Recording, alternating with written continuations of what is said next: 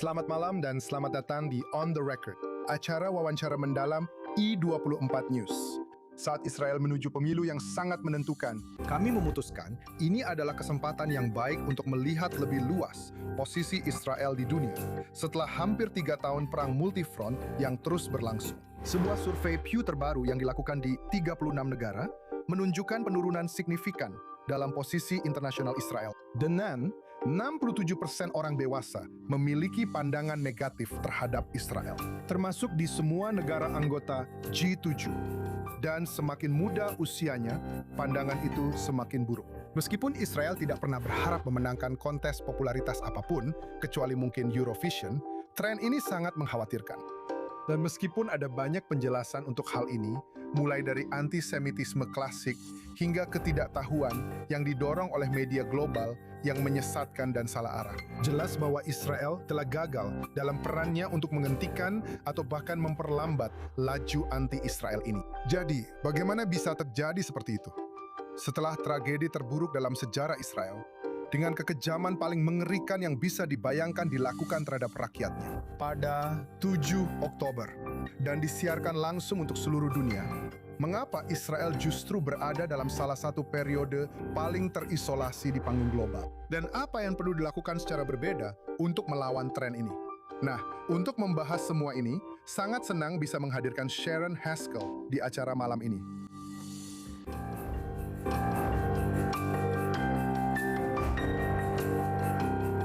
Lahir di Kanada, Haskell adalah mantan wakil menteri luar negeri Israel.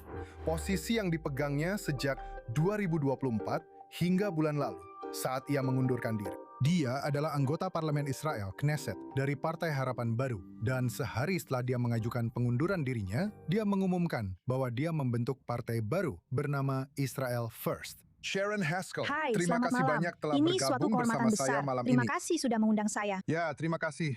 Saya tahu sekarang sangat sibuk menjelang pemilu, tapi terima kasih sudah meluangkan waktu. Seperti yang saya jelaskan dalam pengantar saya, ini adalah salah satu masa yang paling menantang secara diplomatik bagi Israel dalam sejarahnya, atau setidaknya dalam beberapa waktu terakhir. Anda tahu, masa yang berkesan. Mari kita bicara terus terang. Israel adalah salah satu negara yang paling dibenci di dunia.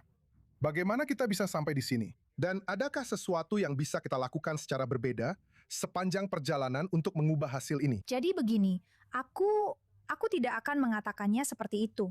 Dan menurutku, jelas kamu tahu betapa besarnya kampanye propaganda yang diarahkan terhadap Israel. Itu bukan hanya masalah bagi Israel, tapi juga masalah bagi dunia. Maksudku, kita belum pernah berada dalam situasi seperti ini, di mana kamu tahu mahasiswa di New York mempertanyakan dan bahkan bersimpati kepada mereka yang melakukan kekejaman pada 11 September. Membakar bendera Amerika di jalanan atau bendera Inggris di London di Universitas Oxford. Kamu tahu, orang Emirat telah menarik dana dan beasiswa untuk mahasiswa mereka karena mereka mengatakan bahwa jika mereka pergi ke Oxford, mereka akan menjadi radikal di Inggris. Jadi, inilah saatnya Islamisme radikal mengambil alih dunia. Dan Israel adalah sebuah gejala dalam perang agama radikal global yang sedang kita hadapi saat ini. Ini bukan hanya masalah Israel saja. Ini bukan kegagalan Israel karena kami tidak bisa berjuang di Berlin, New York, Washington, London, Paris dengan sistem yang gagal di mana pemerintah-pemerintah tersebut telah membiarkan propaganda itu tidak hanya masuk tetapi juga berakar dalam masyarakat mereka. Sehingga anak-anak mereka tumbuh dengan kebencian terhadap negara mereka sendiri. Kamu tahu, membenci bendera mereka sendiri dan tradisi mereka.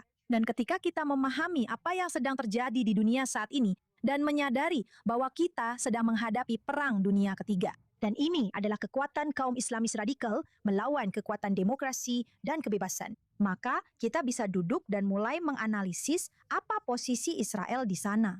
Dan saya harus mengatakan bahwa kami bertindak jauh lebih baik daripada yang bisa dilakukan negara lain manapun. Dan saya tambahkan lagi, bahwa sekarang ada kolaborasi khusus dengan banyak orang yang telah menyadari kenyataan ini. Kenyataan yang tidak aman bagi diri mereka sendiri. Dan sekarang mereka bergabung bersama untuk melawan Islamisme radikal di negara mereka sendiri. Dan itulah masalahnya. Bukan kebencian terhadap Israel, bahkan bukan kebencian terhadap Inggris atau Amerika sebagai sebuah negara. Tapi ini adalah perang tentang kebebasan. Kebencian terhadap nilai-nilai demokrasi itu, nilai-nilai kebebasan, hak perempuan, kebebasan berbicara, dan kebebasan pers. Atau hal-hal lain yang telah kita perjuangkan selama beberapa generasi, yang telah diperjuangkan dengan keras oleh kakek nenek dan orang tua kita untuk diraih. Ya, lihat. Saya benar-benar setuju bahwa Israel adalah bagian dari tren global yang sedang kita lihat terjadi di Salah depan satu mata kita. gejalanya. Salah satu gejala dalam tren itu. Tapi lihat, izinkan saya mulai dengan mengatakan bahwa ada buzz anti-Israel yang jelas di PBB, di media internasional, serta di lingkaran politik yang berpengaruh, baik di kiri maupun di kanan. Dan memberlakukan standar yang belum pernah terjadi sebelumnya terhadap Israel. Anda sebagai wakil menteri luar negeri, mantan wakil menteri luar negeri, Anda tentu tahu hal ini. Anda tidak perlu meyakinkan saya di sini.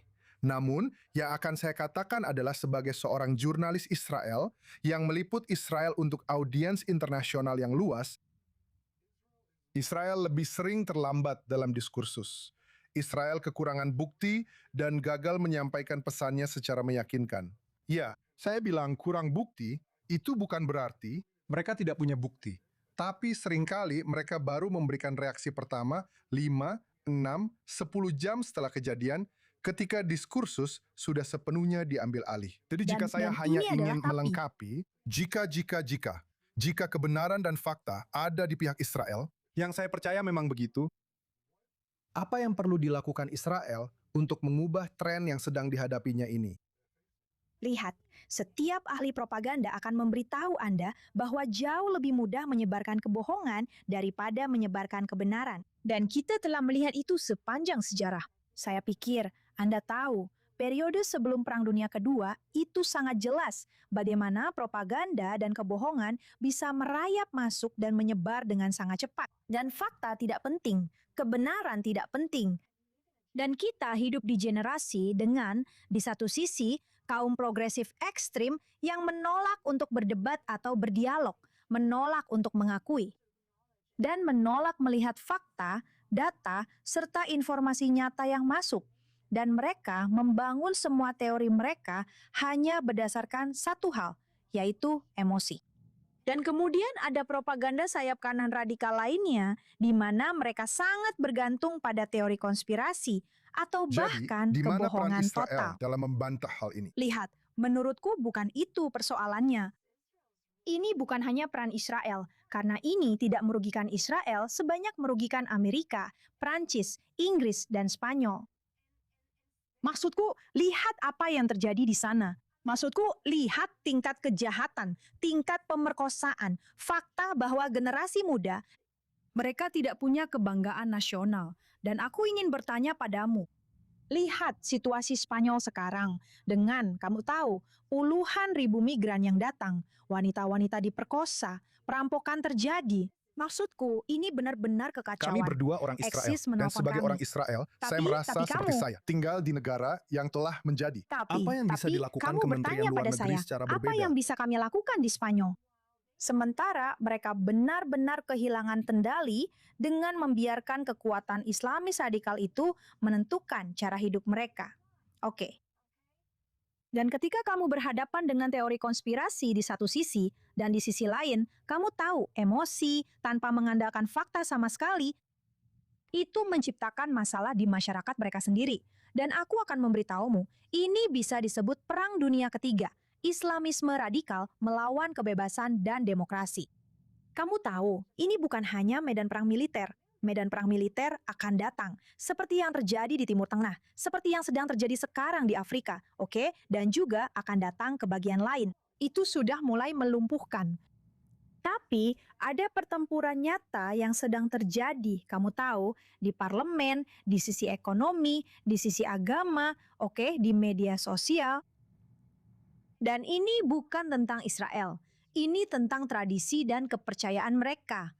Dan ketika front militer akan masuk nanti, setelah mereka sudah membangun masjid yang didanai oleh Ikhwanul Muslimin atau Iran dan meradikalisasi penduduk lokal, seperti yang Anda lihat di Spanyol dan Belgia, serta Prancis, dan Inggris, dan negara-negara lain seperti itu. Jadi mereka sudah menanamkan itu setelah mereka meradikalisasi melalui media sosial, membentuk narasi tertentu, dan benar-benar memutarbalikkan pikiran generasi muda di negara-negara Eropa tersebut. Menurutmu, apa yang akan terjadi selanjutnya? Akan ada front militer. Dan saya punya pertanyaan untukmu. Apakah kamu pernah bertugas di militer? Ya, saya pernah. Kenapa? Karena itu wajib sebagai orang Israel. Baik, aku akan memberitahumu kenapa aku mengatakan itu.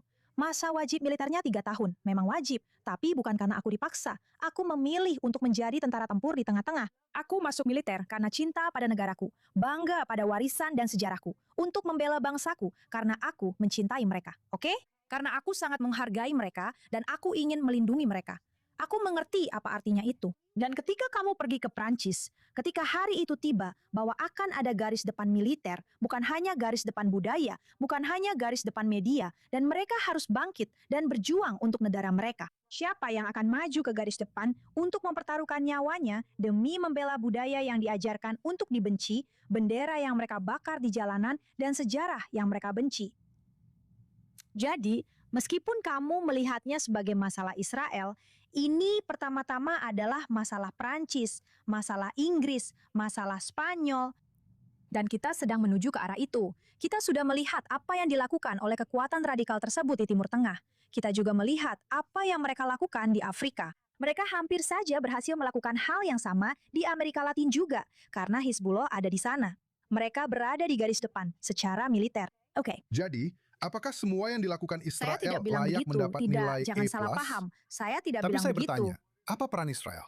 Apa yang bisa dilakukan Israel secara berbeda agar lebih Saya di ingin. ranah media? Karena ada Jadi, lapangan kami dan ada melakukannya, juga dan kami front sudah media. melakukannya. Masuk ke Kementerian Luar Negeri 2 tahun lalu, dan kami melakukan banyak hal. Oke, dan hal pertama yang kami lakukan adalah berhenti membicarakan tentang emosi dan apa yang kami yakini, atau apa yang kami rasakan, atau apa yang menurut kami akan berhasil di Amerika, atau akan berhasil di Jerman, atau akan berhasil di Inggris. Dan kami melakukan riset untuk mendasarkannya terlebih dahulu pada fakta. Dan itu memakan cukup banyak uang, oke? Dan untuk melakukannya di berbagai negara seperti itu. Dan hasil yang kami dapatkan dari situ, kami membangun rencana yang tepat. Dan mungkin tidak terasa benar bagi beberapa orang, tapi berdasarkan fakta, itu sangat efektif. Misalnya, kami berinvestasi pada perangkat AI dan perangkat teknologi untuk mengidentifikasi ketika ada kasus tertentu tentang Israel. Jadi, kami bisa merespons segera dan tidak perlu menunggu 6, 7, 8 jam sampai kami mendapat laporan dari kedutaan atau dari seseorang yang memberitahu kami. Tapi kami langsung mendapatkan tanda peringatan di sebuah program AI, di mana seperti apa pesannya, positif, negatif, dan langsung menanganinya. Tapi kamu tidak bisa mengabaikan, kamu tahu, beberapa masalah yang lebih mendalam. Oke, dan saat kita berbicara, kita membicarakan hal-hal yang sulit. Maksud saya akan memberi contoh. Oke. Ada laporan palsu tentang Israel yang membombardir titik distribusi bantuan kemanusiaan. Oke. Jadi ketika kamu menerima laporan itu dan langsung ditandai di titik tersebut, kamu mulai menghubungi lokasi yang mereka sebutkan.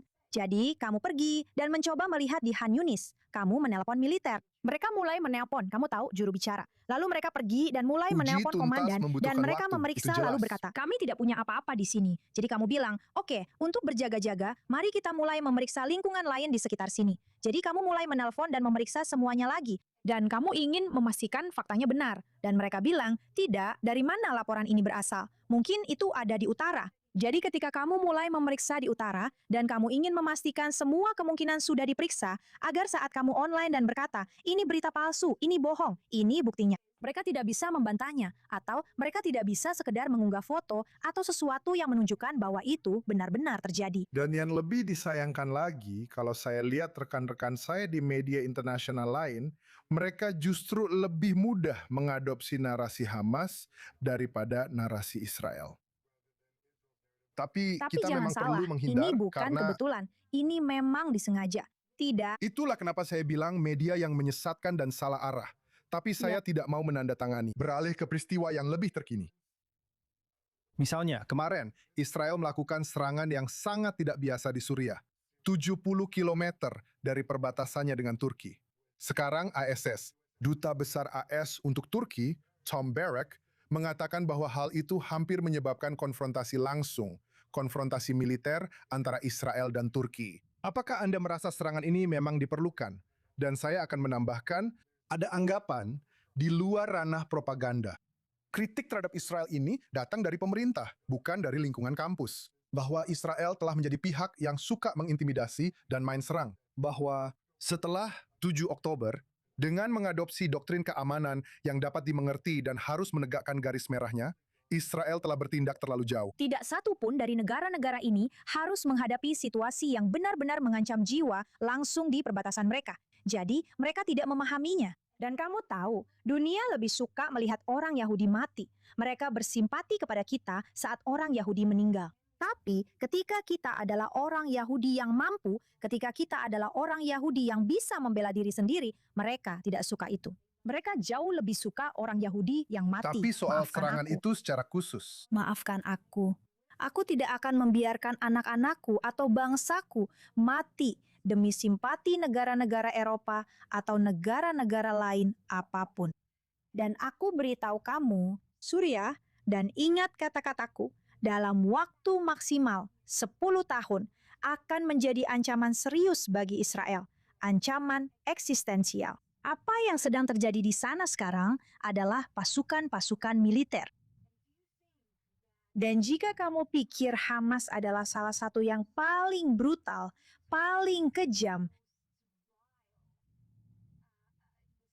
organisasi teroris yang menjijikkan karena tindakan yang mereka lakukan, ini tidak ada apa-apanya dibandingkan Jabhat al-Nusra dan Daesh, oke? Yang dibebaskan dari penjara mereka dan sekarang bertugas di pasukan polisi dan tentara al-Jolani. Jadi jangan salah, ini akan berkembang menjadi salah satu ancaman terbesar bagi Israel. Sekarang, Israel memiliki banyak ancaman yang harus banyak dikelola. sekali.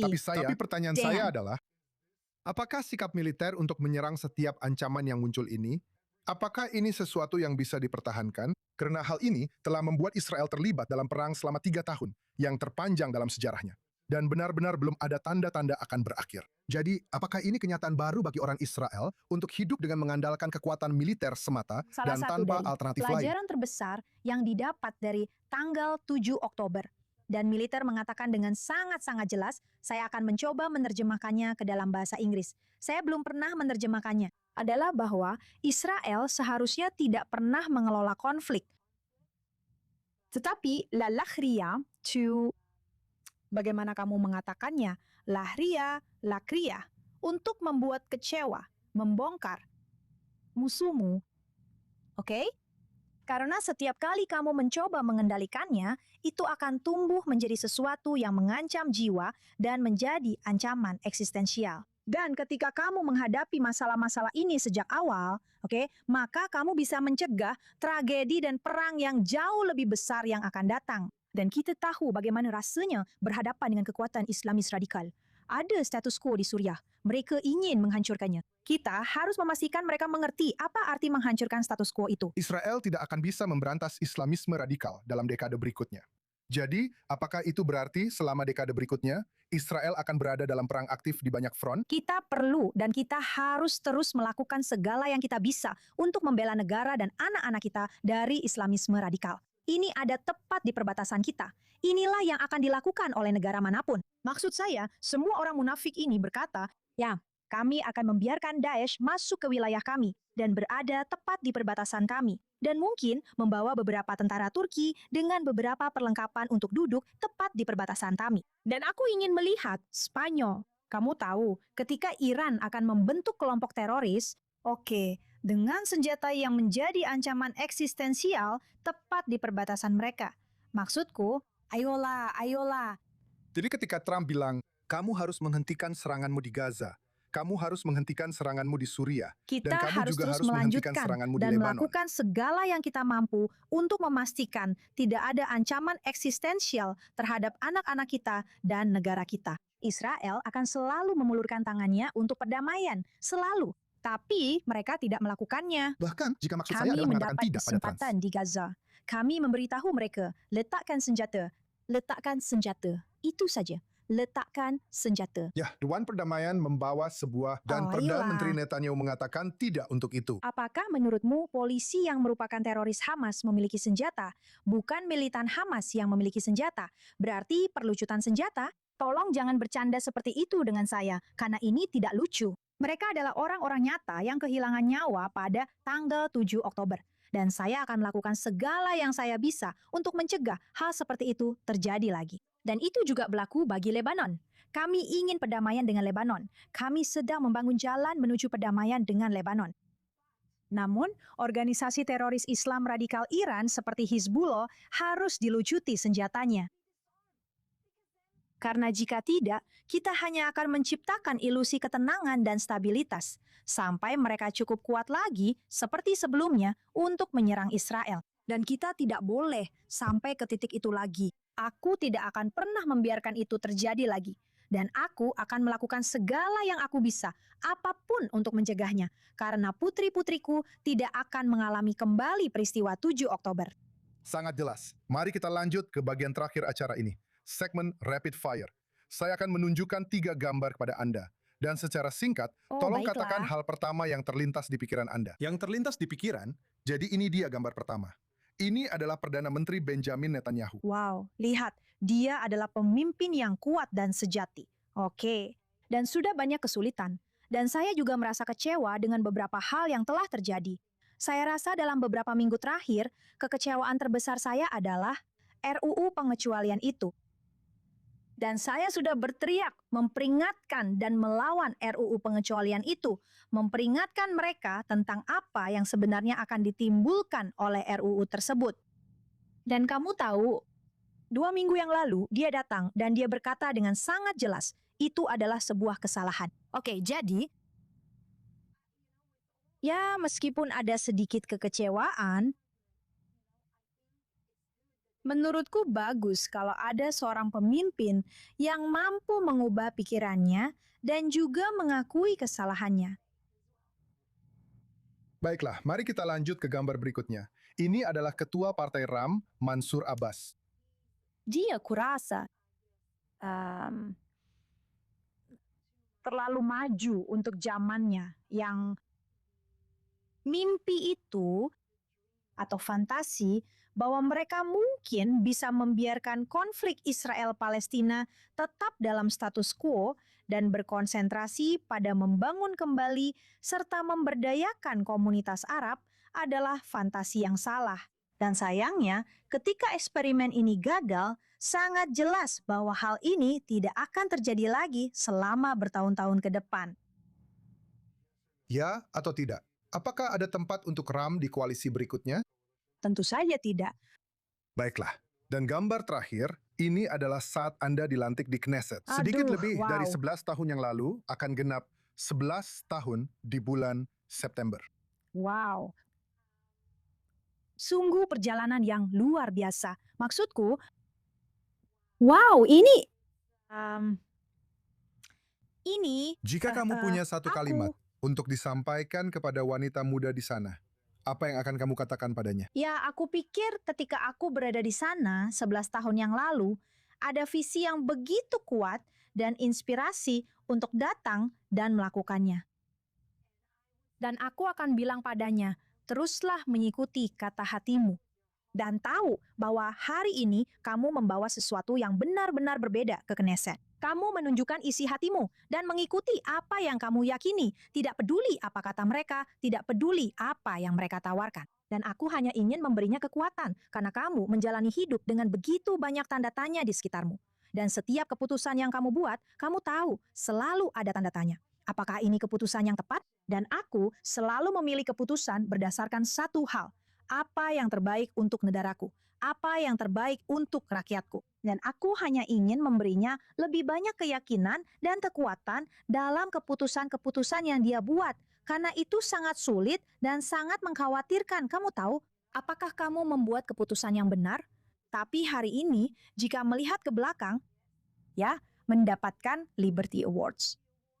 Tentang kebebasan ekonomi dan, kamu tahu, kebebasan sipil, berulang kali tetap berpegang pada ideologiku dengan nilai-nilai yang kubawa. Sampai hari ini, berhadapan langsung dengan beberapa orang paling berkuasa di dunia politik tanpa rasa takut sedikit pun. Tapi, kamu tahu, hanya maju saja. Aku akan bilang aku sangat bangga. Kamu tahu, Ya, sayangnya kita tidak punya opsi untuk melakukan perjalanan waktu. Tapi aku ingin berterima kasih atas waktumu, Cheyenne Haswell. Masih banyak yang belum sempat kita bahas. Tapi aku menghargai waktumu dan pandanganmu. Bergabunglah lagi bersama Terima kami. kasih banyak. Sampai jumpa lagi di sini minggu depan di On The Record. Kamu bisa menemukan episode hari ini dan semua acara sebelumnya di YouTube dan Spotify. Terima kasih sudah menonton.